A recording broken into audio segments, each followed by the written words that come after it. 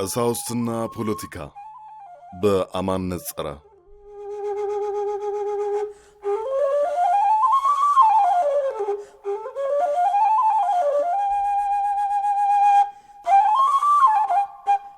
በዘመነ ቀዳማዊ ኃይለ ሥላሴ ትውልድ ኤርትራዊ አቡነ ፊልጶስ በመሬት ላራሹ ደጋፊነት የሚታወቁትን ያህል የትግራዩ አቡነ ዮሐንስ በማያቋርጥ የሥራ እንቅስቃሴና በአደባባይ ያለ ይሉኝታ በመናገር ይታወቃሉ። አፄ ኃይለ ሥላሴ የተናገሩትን ሁሉ እየተቀበለ አወዳሽ ሲበዛ አዬ ውዳሴ ከንቱ በረከተ፣ እስኪ ያንን እብድ የትግሬ መነኩሴ ጥሩትና ልክ ልካችንን ይንገረን ይሉ ነበር ይባላል።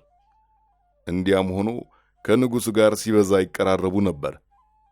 ደርግ አቡነ ቴዎፍሎስን ከገደለ በኋላ አቃቢ መንበር ሆኖ ነበረ።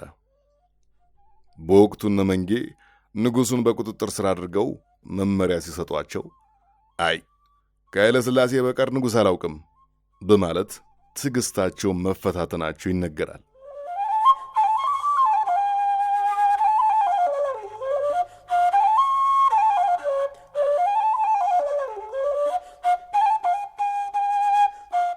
ደርግ እነ መንጌ የዘማች እጥረት ሲያጋጥማቸው የአብነት ተማሪዎችን ያሳፍሱ ነበር።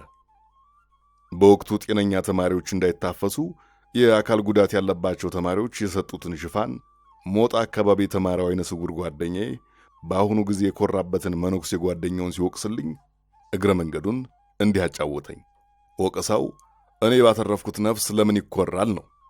እንዴት እንዳተረፈው እሱ እንደወረደ ይናገር።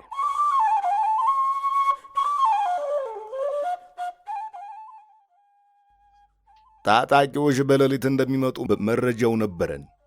ስለዚህ ጤነኛ ተማሪዎችን ደጀ ሰላም እንዲያድሩ ተወሰነ። የአካባቢው ታጣቂዎች በትውፊት ያደጉ ስለሆኑ ምን ቢዳፈሩ ቤተ ክርስቲያን እንደማይተኩሱ ስለምናውቅ ነው እንዲያደርግ ነው። እነሱን ልከን አይነ ስውራን እበጥና ልዩ ልዩ ለውትድርና የማያበቃ ህመም ያለብን ስላፈሳቅዱ በጉባኤው ቤት ምንም እንዳልተሰማ ሆነን በጉባኤያችን ተሰየምን። ለአፈሳ የተሰማሩ ታጣቂዎች ምሽት ሲመጡ አሁንም ልክ እንደ ጤነኛ ሰው እንዲሁ ለማምለጥ ከፍተኛ ተጋድሎ አደረግንና ሁላችንም ተይዘን አይነ ስውራን ተማሪዎች አካል ጉዳት ያለባቸውን ተማሪዎች ፋና እየተከተልን ቀና ብለን በሌሊት ቀበሌ ሄድን። በጨለማ ቤት ተዘጋብን። ዋና ታጣቂው ዘማች ማግኘቱን በኩራት ለቀበሌው ሊቀመንበር ሪፖርት አደረገ። ጠዋት በር ተከፍቶ ተሚ ወደፊት ሲባል አንዱ ደንበር ደንበር፣ ሌላው ሰንከል ሰንከል፣ አንዱ ጎበጥ ጎበጥ ብሎ ረፍ። ሊቀመንበሩ በካልቾ በርግጫ አንስቶ ረግጦን አጭሎን ሲያበቃ የኩታራ ደብተራ ሁሉ ተጫወተብን ብሎ በረጅሙ ስቆ ይሉልኝ ከዚህ ድውያን ብሎ ለቀቀን። ይሄ መነኩሴ ታዲያ ወጭቀውና ዛሬ እኔ ከደርግ ባተረፍኩለት ነፍስ ይኮራብኛል፣ ይበሳጫል ጓዴ።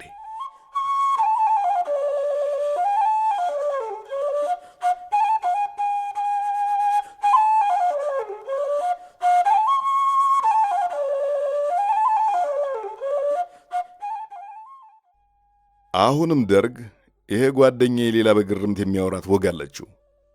ደርግ ሊሸነፍ ሲል ጉባኤያቸው አንድ ከሲታ ተማሪ መጣ። ቅኔ አዋቂ ነው። ጉባኤያቸውም የቅኔ ነው። አስተናገዱት። ቅኔ እየነገረ እየተማረ ቆየ። በኋላ ድንገት ጠፋ። በቃ ጠፋ። ኢህአዴጎች ሞጣ ገቡ። ከተማዋ በእነሱ ቁጥጥር ስር ሆነች። ከጥቂት ቀናት በኋላ ጊዜያዊ የከተማዋ አስተዳዳሪ ወደ ጉባኤው ቤታቸው መጣ። የከተማው ጊዜያዊ አስተዳዳሪ የነበረው ከቀናት በፊት እነሱ መምህር ጋር ቅኔ ሲነግር የነበረው ከስቲታ ተማሪ ሆኖ ረፍ። ታዲያ ዛሬ ሲያወጋኝ ደጋግሞ ወያኔ ይላል። ግርምቱ የፍቅር ይሁን የጥላቻ አልለየልኝም። ኧረ ቆይ እጠይቀዋለሁ።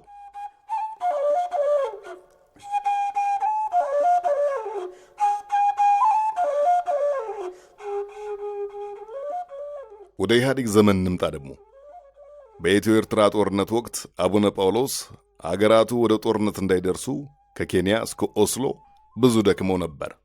የሚገርመው ለሰላም እንዲህ እየደከሙ በጎን የኔን አባት ጨምሮ በአዲስ አበባ ካህናት ደሞዝ ላይ 20 ከመቶ እየተቆረጠ ለድንበር ማስከበር ጦርነት እንዲውል ትእዛዝ ሰጠው። ትእዛዛቸው ሙሉ ለሙሉ ይተገበር ነበረ።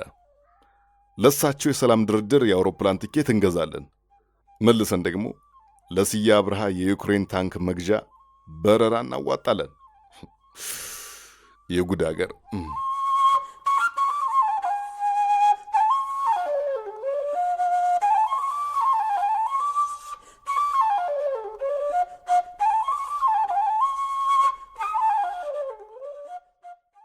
ከኢህአዴግ ደግሞ አንድን ጨምር። በ1997 ዓመተ ምህረት ነው። ደም ፈሰሰ። ብዙ ንጹሐን በጎዳና ቀሩ። ቄሱ ይሄ ነገር አሳዝኗቸዋል። ጠዋት ከቅዳሴ ውጪ ተዝካር በልተን ስንጨርስ ንግግርና ስብከት ስለሚያውቁ ያሳርጉ ተብለው ለማሳረግ ተነሱ። የሙት ቤተሰቦችን አጽናኑ። ሲያጽናኑ እንዲህ የሚል ቃል ተጠቅመው ነበር።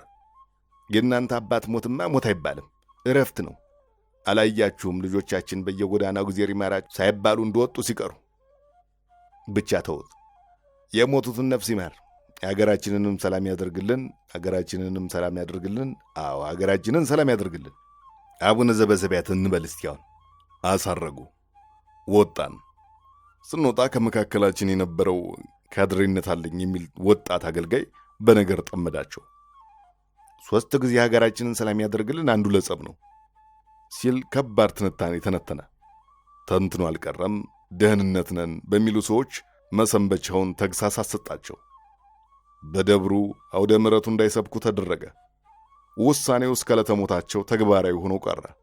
አሁንም የጉድ አገር።